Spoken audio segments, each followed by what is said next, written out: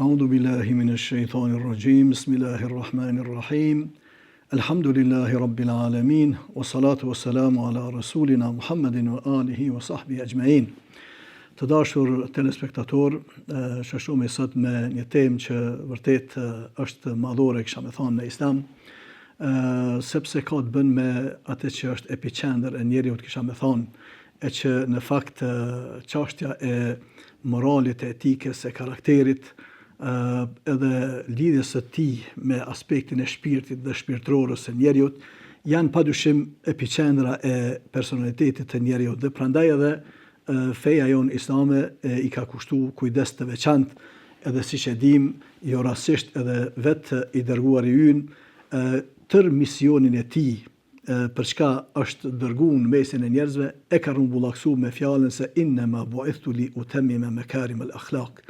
Vërtet jam dërguar vetëm për t'i përsos fisnikëritë e moralit. Si mesazh, pra si mision të vetin, pejgamberi ynë Muhamedi alayhis salam e ka llogarit vërtet se çështja e moralit edhe e demonstrimit të karakterit të njeriut të kompletuar me e quajtur ashtu ka qenë mision i tij. Për atë edhe jo rastisht madje edhe Allahu xhaleshanuhu e përshkruan duke e njoftë më mirë se kushdo prej nesh, po një gjë të cilën edhe e kanë pa të gjithë njerëzit që kanë jetuar në kohën e tij, madje kisha me thonë edhe musliman e jo musliman, jo rastisht Allahu xhaleshanuhu e definon edhe i thot pejgamberit alayhis salam se vërtet innaka la ala khuluqin azim, vërtet ti je në piedestal, vërtet je në një moral të madh. Pra, tu e pos parasysh këtë, ne e dim se si musliman, pra tek ne me gjithë rëndësinë që e ka aspekti i besimit, akides, me gjithë rëndësinë që e kanë dohet ibadetet në Islam, me gjithë peshen që e kanë dispozitat e ndryshme të fesë sonë, megjithatë të gjitha këto, nëse nuk e kanë efektin e tyre, nëse nuk e kanë ndikimin e tyre, edhe në jetën tonë të përditshme, pra në karakterin tonë, në moralin tonë, atëherë kemi vërtet mundësi që ato më na mbet vetëm se vepra mekanike, duke filluar nga namazi, e agjerimi, e zeqati, e haxhi, e kështu me radhë. Për atë edhe, jo rastisht Allahu xhaleshanuhu kur flet edhe për moralin, sepse lidhshmëria pra mes ibadetit, adhurimit edhe moralit janë me një fjalë një lloj binomi i domosdoshëm që vërtet duhet ta kenë efektin në njëri tjetrin. Nëse jo, atëherë ka mundësi vërtet që mos të kanë rolin që ju takon pra në jetën tonë përditshme. Për atë, vërtet edhe vetë namazin, Allahu xhaleshanuhu e përshkruan se inna salata tanha anil fahsha'i wal munkar. Vërtet namazi është ai i cili e ndalon, pra e privon njeriu nga aspekti i veprave të liga, i aspektit të moralit të ulët. Gjëra këto, pra namazi ynë, nëse sejdët tona që i bëjmë nuk na ndalin neve, nuk na përmirësojnë, nuk na avancojnë, pra edhe në aspektin moral, atëherë vërtet ne me siguri nuk kemi ditë se çfarë jemi duke bërë. Pra, çështja e namazit fillimisht bëhet për hir të Zotit, por kur e bëjmë për hir të Zotit, atëherë ajo domosdoshmërisht duhet ta ketë efektin e vet edhe në aspektin e karakterit tonë, edhe në sjelljen tonë, edhe kështu me radhë. Gjithashtu është edhe zeqati, e që po është mas e vërtet se ne e japim zeqatin duke ju përgjigj Allahu xhaleshanuhu si një lloj, si një ibadet madhor, si një prej kushteve pra të Islamit, që dohet vetë kushtet e këto shartet e Islamit tek ne janë të ndërlidhura drejt për drejti, pra edhe me aspektin e moralit edhe të karakterit tonë. Dhe prandaj kur fjalat e zekati, Allahu thot khudh min amwalihim sadaqatan tutahhiruhum wa tuzakkihim biha. Pra e porosit Muhamedi sallallahu alaihi wasallam, po edhe neve sot, që vërtet përgjegjësit që janë të zeqatit, ka do që janë në sistemet e ndryshme njerëzore, që ata i porosit Allahu dhe thot merr ti nga me një fjalë ajo pjesë e nisabit që e ka, i pasuri. pra merr atë pjesë të zeqatit nga pasuria e tij, me cilën thot tutahhiruhum wa tuzakkihim biha. Do t'u pastrosh me një fjalë pasurinë që ata e kanë, edhe në të njëjtën kohë do t'i pastrosh, do t'i lirësh ata pra në aspektin e shpirtit të tyre. Pra çështja e shpirtit edhe aspektin ndërlidhshmërisë mes të moralit, karakterit e shpirtit janë gjëra të cilat jo rastisht Allahu në Kur'an e thot qad aflaha man zakaha wa qad khaba man dasaha. Pra ka fituar edhe ka shpëtuar ai i cili e lirë pra shpirtin e tij, po edhe ka dështuar ai i cili e ndot pra shpirtin e tij, veten e tij, unin e tij, ndërgjegjen e tij. Gjëra këto të cilat pra në islamin tonë të bukur janë të gërshetuara, janë të lidhura mes veti, e të cilat pra ndikojnë tek njëra tjetra, edhe për atë edhe çështja do të të njëjtën kohë agjerimit edhe Ramazanit, siç e dim, jo rastisht pejgamberi duke dashur na tregu se nuk është për qëllim i agjerimit vetëm abstenimin nga ngrënia dhe pirja, jo vetëm durimi do të me stomak, po thot se vërtet men lem yada qawl az-zuri wal amal bihi falaysa lillahi hajatun an yada ta'amahu wa sharabahu. Ai njeri i cili nuk i lën fjalët boshe, fjalët e kota, bisedat e kota, kibetin, gjëra këto, thot edhe të vepruar sipas tyre, le ta din se Allahu xhaleshanuhu nuk ka nevojë ta lën ai ngrënien edhe pirjen e tij. Pra qëllimi i agjerimit, siç e dim, nuk është pra vetëm durimin nga ngrënia e pirja, po është ajo që në ajetin në 133 të surës Al-Baqara, Allahu xhaleshanuhu në fundin e tij po thotë se la'allakum tattaqun, ju është bërë juve agjerimi obligim, ngjajshëm siç e kanë pas obligim edhe popujt e mëhershëm. Pra qëllimi edhe më herët, edhe në këtë kohë, po edhe deri në ditën e gjykimit nga agjerimi do të jetë që neve pra të na avanson në devotshmëri. La'allakum tattaqun, që ju të avansoheni pra në devotshmëri, ajo e cila është pra esenca e tij, e jo vetëm durimin nga ngrënia, sepse në një hadith tjetër Badja edhe ka thonë se sa prej agjeruesve nuk kanë nga agjerimi i tyre pos durim nga ngrënia dhe pirja. Pra ata kanë agjeru vetëm me stomak, e nuk kanë agjeru me atë agjerim që Allahu xhaleshan porosit, me atë agjerim që është pra i njerëzve, me i quajt ashtu khasul khawas, që i ka quajt Imam Ghazaliu kur i ka radhit dhe i ka numru pra agjerues si 3 grupe, agjerues vetëm me stomak, agjerues që agjerojnë pra edhe me gjymtyrët e tyre të trupit, po edhe ata të cilët janë dveçantit e dveçantëve. Dveçantit e dveçantëve, khasul khawasi ka quajt Imam Ghazaliu, janë ata të cilët pra agjerojnë me shpirtin e tyre. Pas që agjerojnë me gjitha gjymtyrët e tyre, ata në njëjtën kohë janë agjerues me shpirtin e tyre, janë ata të cilët vërtet e arrin shkallën e adhurimit të sovranit, me qenë njeri i lirë tansisht. Kush është njeri sovran tek ne në Islam? Është ai njeri i cili pra e adhuron Allahun xhaleshanu, pse Allahu meriton adhurimin ton, pse Allahu meriton që ne ta falenderojmë, pse Allahu xhaleshanu meriton që vërtet ne ta njohim me atë ma'rife që vërtet porosit në Kur'an dhe në Sunet, e që vërtet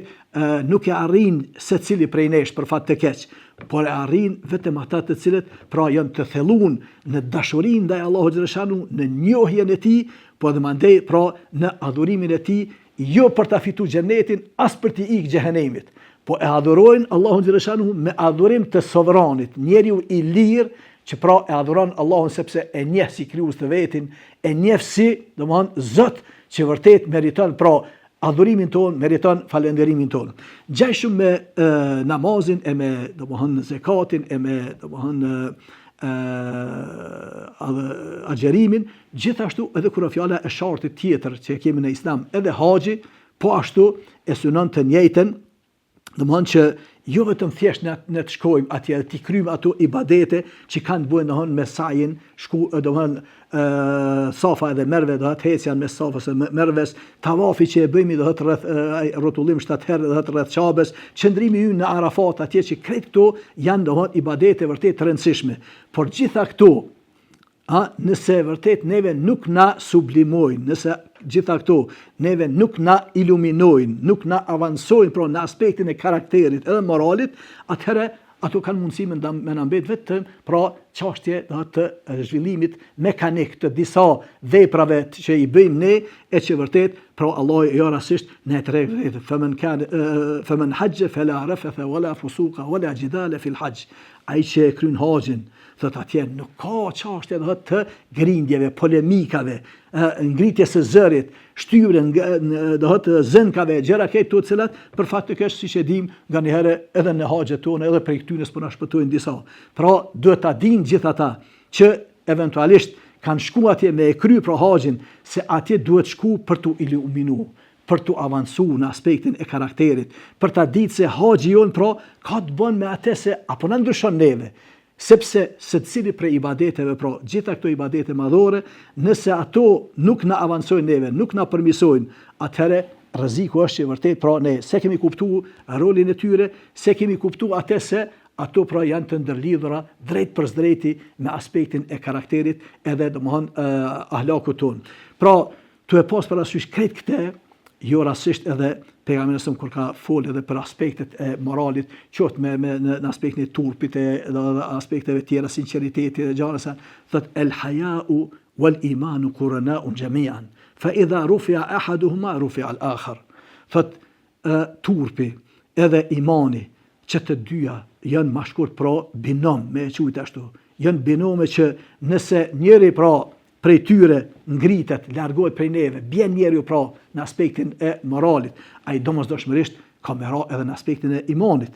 apo e kundërta. Pra, këto dyja janë ato cilat e ngrehin njëra tjetrën, ose e ngrisin robin që i posedon këtu, ose e ulin, sepse qenë kanë që nuk ka mundësi njeriu me qenë domthon njeri besimtari devotshëm, edhe në anën tjetër me qenë edhe i pamoralshëm, me qenë i ulët në aspektin e sjelljes e karakterit. Po në të njëjtën kohë, kur e shohim një njeri që është pra i moralshëm, është i karaktershëm, është me etike, me kulturë, ai me emrin e Zotit, në njëjtën kohë pra kjo etike dhe kjo sjellje e tij me siguri se ka ardhur si rezultat i bindjes së tij, i shpirtit të tij, i zemrës së tij, i imanit edhe për kushtimit që pra e ka për Allahun xhaleshanu, po edhe në të njëjtën kohë për kushtimit që e ka pra edhe në aspektin e relacionit, sepse ne e dim se jo rastisht, pra kjo fe e jona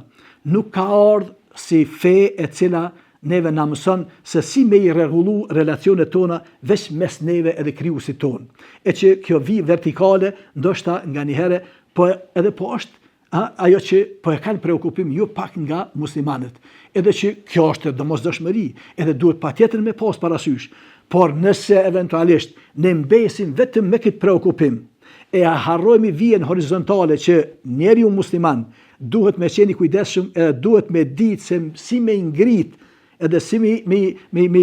ngrit pra marrëdhëniet edhe me njeri.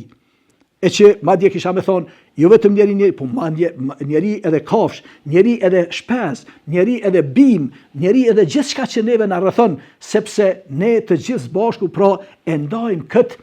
gjithësi, e ndajmë edhe këtë tokë në cilën Allahu xhaleshanu ka dashur që ne zbashku edhe me krijesa tjera të jetojmë, e që ne siç e dim vërtet Islami neve na mëson që pra karakteri ynë, sjellja jon me reflektu edhe kur fjala jo vetëm në relacionin njeri tash, mas relacionet me krijuesin, po madje edhe me aspektin e kafshëve,